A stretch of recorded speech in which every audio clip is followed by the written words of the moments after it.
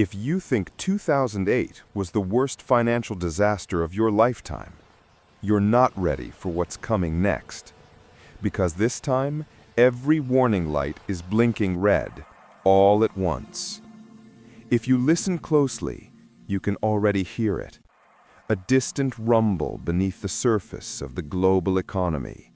A vibration so low, so subtle, that most people mistake it for stability. But it isn't stability. It's pressure, building, tightening, compressing, the calm before a once-in-a-generation collapse. In 2008, the world witnessed the greatest financial crisis since the Great Depression. But 2008 was a contained fire, a blaze started in one building, the housing market, that spread to the banks and then to the world. What's coming now is different. This time, the entire neighborhood is made of gasoline. For years, central banks, corporations, and governments have been stacking dry wood and pouring accelerant, artificially low interest rates, reckless borrowing, asset bubbles, speculation, and a blind faith in algorithms that make decisions faster than human fear can react. But let's start at the beginning, because every historic collapse has a pattern: denial, excess, fragility, ignition. We are deep in the fragility phase and entering ignition. For more than a decade, the global economy survived on artificial life support. After 2008, central banks created a world where money was nearly free. Interest rates fell to historic lows. Trillions of dollars flooded the system. Businesses that should have failed stayed alive. Governments kept spending. Consumers kept borrowing. Investors kept gambling. Everyone acted as if the supply of cheap money would last forever, but nothing infinite stays infinite. The cracks began quietly. Housing prices skyrocketed far beyond incomes.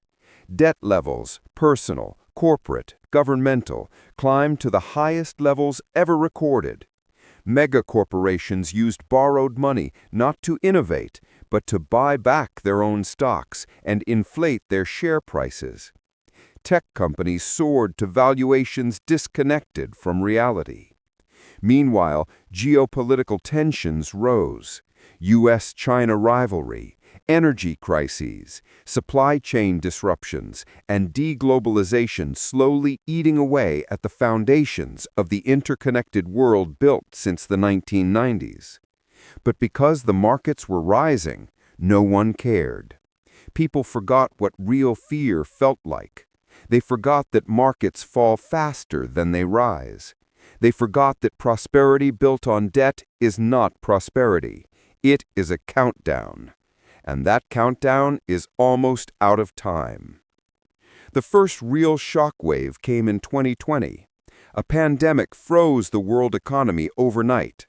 Millions lost their jobs. Entire industries collapsed. Governments printed money at levels unseen in human history, injecting trillions to prevent total meltdown. And for a moment, it worked. But every emergency rescue has a delayed cost. Inflation exploded. Crisis after crisis hit supply chains. The price of energy surged. Political instability spread across continents. Interest rates were forced to rise rapidly. And that is where the quiet cracks began widening. Because when interest rates rise after years of being artificially low, two things always happen. 1. The weak begin to fall. 2. The strong become weaker than they appear. Households buried in debt suddenly struggled. Businesses dependent on cheap borrowing faced extinction.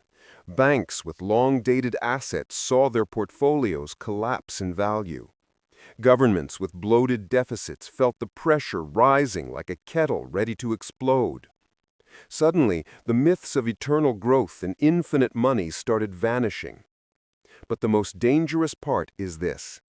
The world is now more interconnected and more fragile than at any time in modern history. China's slowdown affects Europe.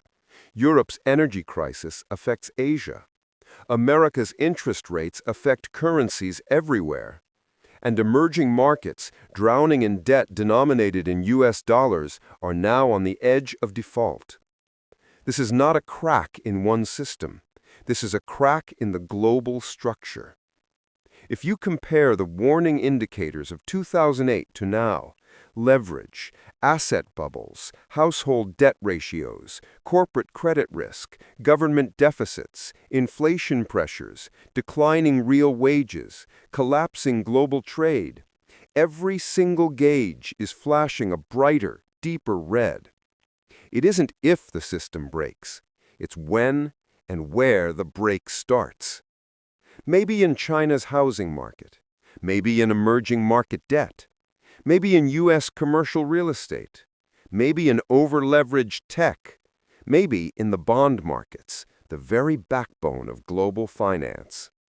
In 2008, banks were the too big to fail. Today, the entire global economic system has become too big to rescue. And the institutions designed to save us, central banks, governments, global organizations, are running out of ammunition. Interest rates can't rise much more without implosion. They can't fall without reigniting inflation. They can't keep printing money without destroying currencies. They can't cut spending without triggering political chaos. The world is cornered, and history shows that when systems reach this point, overextended, over-leveraged, overconfident, the collapse doesn't start with a warning. It starts with a spark, a default, a bank run, a sovereign crisis, a currency failure, a geopolitical shock, an algorithmic cascade, a sudden liquidity freeze. One tiny event, in the wrong place, at the wrong time, can make the entire structure fall. And right now, the structure is more brittle than glass. This is why economists quietly call this moment the most dangerous economic environment since World War II. Because what's coming is not a repeat of 2008. It's bigger, deeper, and global. 2008 was the rehearsal. What's coming is the real performance. And it has already begun.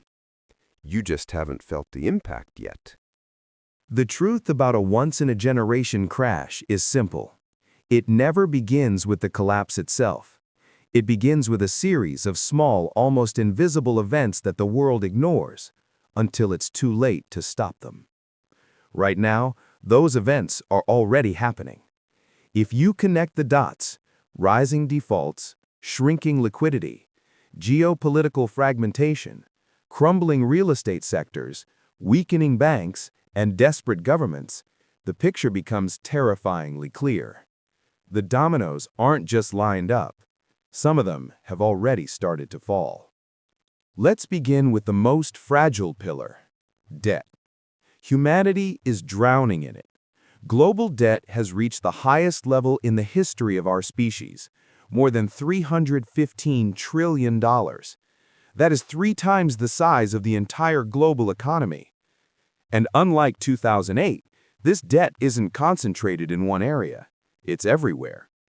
Household debt, corporate debt, government debt, shadow banking debt, off-balance sheet debt, derivatives tied to debt, derivatives tied to those derivatives. We built a skyscraper of obligations with no foundation. And the higher you build, the more catastrophic the fall. For years, central banks kept the structure standing by pushing interest rates close to zero. But when inflation exploded, they had only one option left: raise rates aggressively, fast, brutally. Those rate hikes were like pulling oxygen out of a sealed room. And now the consequences are unfolding, silently but violently. 1. The housing time bomb. Around the world, housing markets are cracking. People who bought homes at the peak of low interest rates are now facing mortgage payments they can no longer afford. Refinancing is becoming a trap instead of a rescue. In some countries, mortgage payments have doubled. In others, they've tripled. Commercial real estate is even worse. Work from home emptied office buildings, rising rates crushed property valuations, loans tied to those buildings are becoming toxic, and banks, especially regional and mid-sized ones, are sitting on mountains of unrealized losses. You remember what happened in 2008 when mortgage losses piled up? Now, imagine that, but with corporate towers, shopping centers, hotels, and entire districts of empty offices instead of houses. That's not a crisis. That's a detonation. 2. The banking system is quietly bleeding. You won't see bankers admit this on television. You won't hear it from politicians.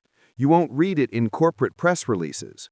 But behind closed doors, global banks are terrified. Why? Because they're holding long-dated bonds bought when interest rates were near zero. When interest rates go up, the value of those bonds collapses. And that collapse is now so large that many banks, if they had to sell today, would be insolvent. We already saw the first warning signs. Silicon Valley Bank collapsed. Signature Bank collapsed. First Republic collapsed. These were not small, irrelevant institutions. They were among the biggest bank failures in American history. And the only reason the crisis didn't spread further was because governments stepped in with emergency measures. But emergency measures do not eliminate the danger. They only postpone it. The fragility is still there, hiding in balance sheets, waiting for the next shockwave. 3. China's slow-motion meltdown. Every global collapse has an epicenter, and this time, that epicenter might be China. China built the largest housing bubble in human history, a bubble so massive that entire ghost cities were constructed. Empty skyscrapers, abandoned malls, silent highways, and apartments no one lives in. Real estate represents 30% of China's economy, and it is cracking. Developers have defaulted, investors have fled, millions of apartments remain unsold. Local governments are drowning in debt. Youth unemployment is breaking records. Foreign companies are leaving. Growth has slowed to its lowest levels in decades. China was once the engine of the global economy. Now it's a drag and a potential detonator. If China's real estate market collapses completely, it could trigger a global chain reaction. Commodity crashes, manufacturing disruptions, bank failures, currency shocks, global recession. And make no mistake, the world is not ready for a Chinese hard landing. 4. Governments are running out of ammunition. In 2008, governments intervened with massive bailouts. In 2020, they intervened again, printing trillions. But now, they are trapped. Debt levels are so high that more borrowing could destabilize currencies. Interest costs are exploding. Inflation remains stubborn. Political polarization is at its highest levels in decades. Governments need money, but raising taxes risks social unrest. Cutting spending risks collapse. Borrowing more risks a sovereign debt crisis. We have reached a point where nations can no longer save the system without destroying themselves. This is the most dangerous position an empire or a global economy can be in, because when governments lose control of the financial engine, the crash becomes inevitable. 5. Geopolitical fault lines are splitting the world. Economic collapse rarely happens in isolation. It usually combines with political tension, social division, and geopolitical conflict. And right now, every major fault line is widening. U.S. versus China rivalries, Russia versus NATO confrontation, Middle East instability, global trade fragmentation, decline of globalization, rise of protectionism, collapse of supply chain reliability, currency wars intensifying, energy uncertainty everywhere. The world is fracturing into competing blocks. And when cooperation dies, crisis thrives. The global system built after World War II, one of free trade, open markets, stable currencies, is dissolving in real time. This shift alone could trigger a worldwide recession, but combined with record debt, fragile banking systems, and collapsing real estate, it becomes a disaster scenario. 6. The algorithmic threat. Markets faster than humans. In 2008, panic spread through humans. In the next crash, panic will spread through machines. Today, over 70% of market trading is done by algorithms. These machines have no fear, no hesitation, no patience. If markets begin to fall, algorithms will detect the momentum and accelerate the collapse automatically.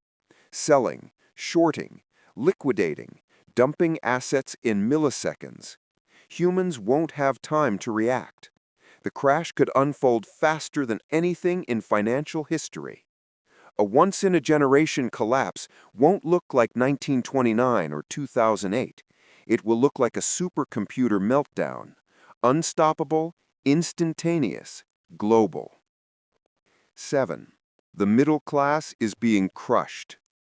The final warning sign isn't in banks, governments, or trading algorithms. It's in everyday people. Real wages are falling. Savings are evaporating. Rent is rising faster than income. Food costs are hitting historic highs. Credit card debt is exploding. Bankruptcies are climbing. Jobs are insecure. Small businesses are closing. A society collapses when its middle class collapses. And around the world, that collapse is already visible, silent, devastating, and ignored by those in power. 8. The domino setup is complete. Every historic collapse, Rome, 1929, 1973, 2008, followed the same pattern. Decades of excess, rising inequality, debt-fueled illusions, extreme speculation, political division, global tension. Finally, a trigger. The global economy has entered the final stage, the stage where the system becomes so stretched, so fragile, so overextended, that anything can set it off. A bank failure, a sovereign default, a major corporation collapsing, a cyber attack, a geopolitical spark, a liquidity freeze, a rapid stock market correction, a bond market seizure. Whatever the spark is, the result will be the same. A crash bigger than 2008, bigger than 2000, possibly bigger than 1929. A once-in-a-generation collapse. And it is already unfolding behind the scenes. But the most frightening part, the worst phase hasn't even begun yet. A once-in-a-generation crash doesn't arrive with a trumpet blast. It arrives quietly, slowly at first, and then all at once. Everything you've seen so far, the debt, the inflation, the defaults, the political chaos, the geopolitical fractures, the banking fragility, these are the tremors before the earthquake. But the quake itself? That comes in the impact phase, and when it does, the world as you know it will change permanently. Let's walk through how it unfolds, not hypothetically, but historically, mathematically, structurally. Because every major collapse follows the same final sequence. Liquidity disappears overnight. You wake up one morning and the markets look normal. Stocks are slightly down. Some headlines look concerning. Bank analysts say there's nothing to worry about. And then suddenly, liquidity evaporates. Banks stop lending. Credit markets freeze. Investors halt buying. Retail traders panic. Money stops flowing. In the financial world, liquidity is oxygen. Without it, the entire system suffocates. This happened in 2008. It happened in 1929. And it will happen again, but faster because machines now control most of the market activity. When liquidity disappears, asset prices collapse instantly. Stocks drop, real estate drops, bonds drop, crypto drops, commodities drop, currencies shake, emerging markets melt down. Anything that isn't cash becomes toxic. And ironically, even cash loses value if the panic triggers currency devaluation. This is the first visible sign that the crash has arrived. The stocks collapse, but not like before. In 2008, markets fell over the course of months. Investors had time to panic gradually. Not this time. Today, algorithmic trading will accelerate fear in milliseconds. A single large sell-off can trigger a chain reaction. Machines sell, markets fall, volatility spikes, machines sell more, liquidity collapses, markets free fall. A downward spiral no human can stop. Expect sudden days of -8%, -12%, -15%, or even worse. Circuit breakers will trigger, exchanges will halt trading, governments will panic, central banks will intervene, but it won't matter. When confidence breaks, markets fall until they find bedrock. And right now, there is no bedrock. Only layers of inflated valuations built on speculation, buybacks, cheap debt, and psychological hope. Bond markets enter death spiral mode. Most people think the stock market is the heart of the economy. It isn't. The bond market is. And right now, the bond market is more fragile than at any moment in modern history. Governments owe trillions. Corporations owe trillions. Consumers owe trillions. Interest rates rising turned those bonds into ticking bombs.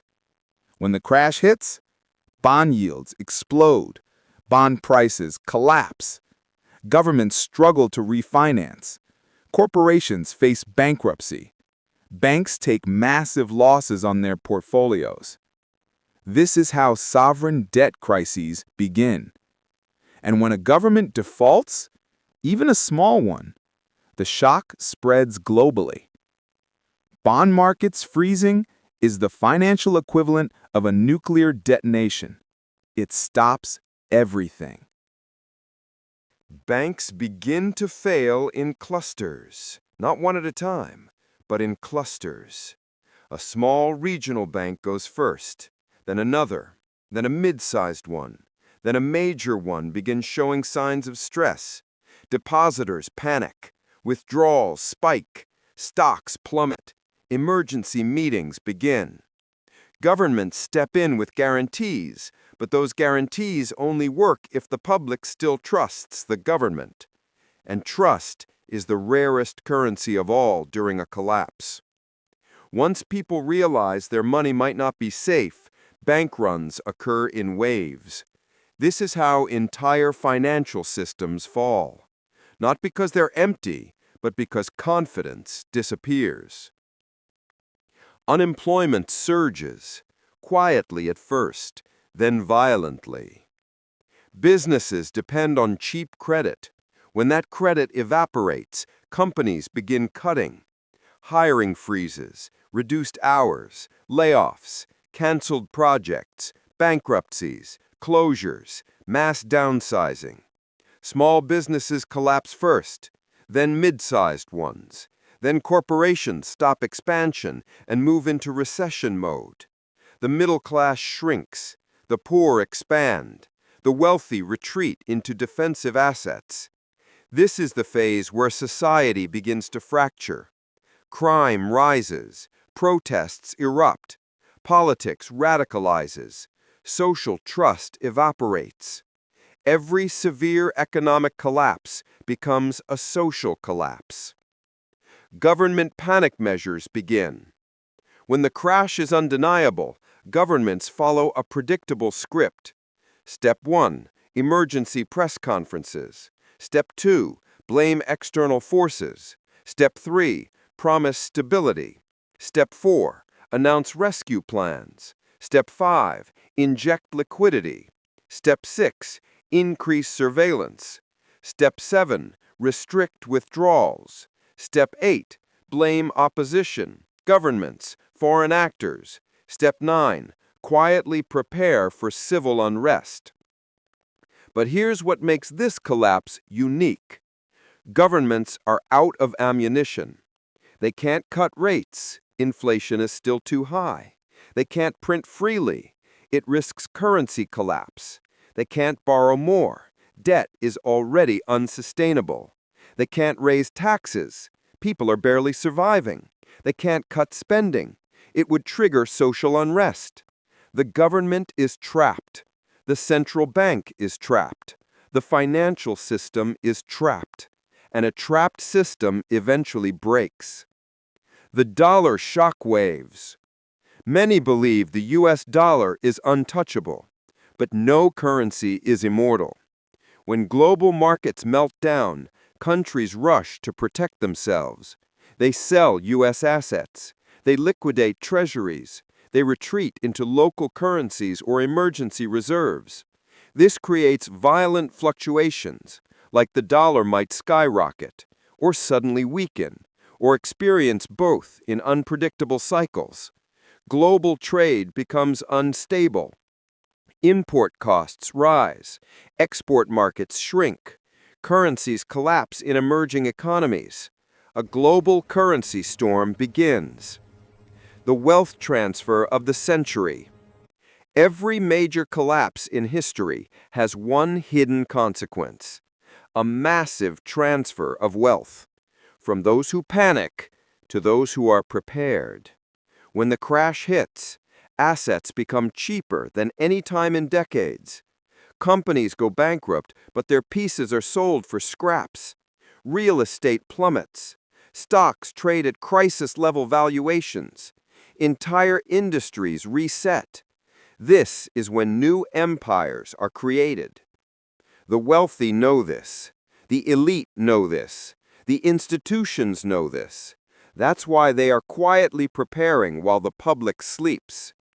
The greatest opportunities in history appear not during stability, but during chaos, but only for those who survive the collapse. The psychological phase.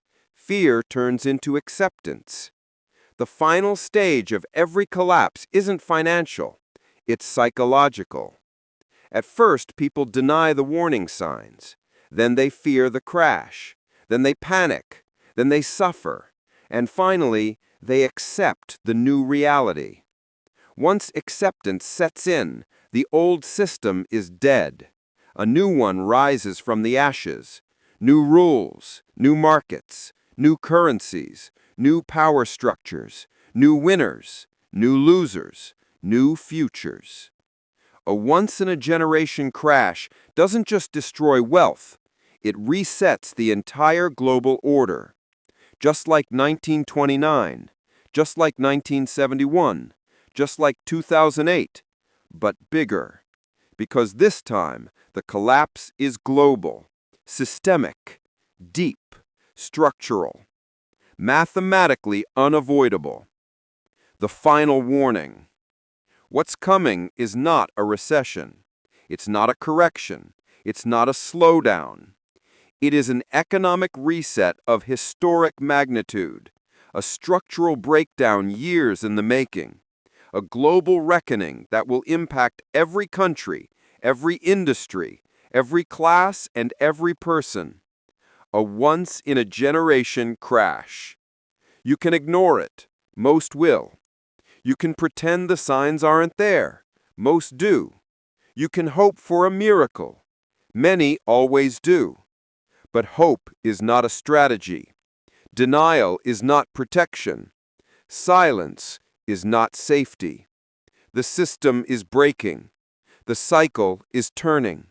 And the impact phase is coming faster than anyone expects.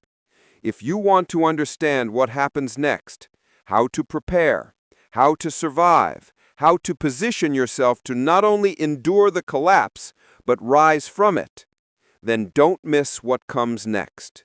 Subscribe now, because the next chapter of this story is already being written.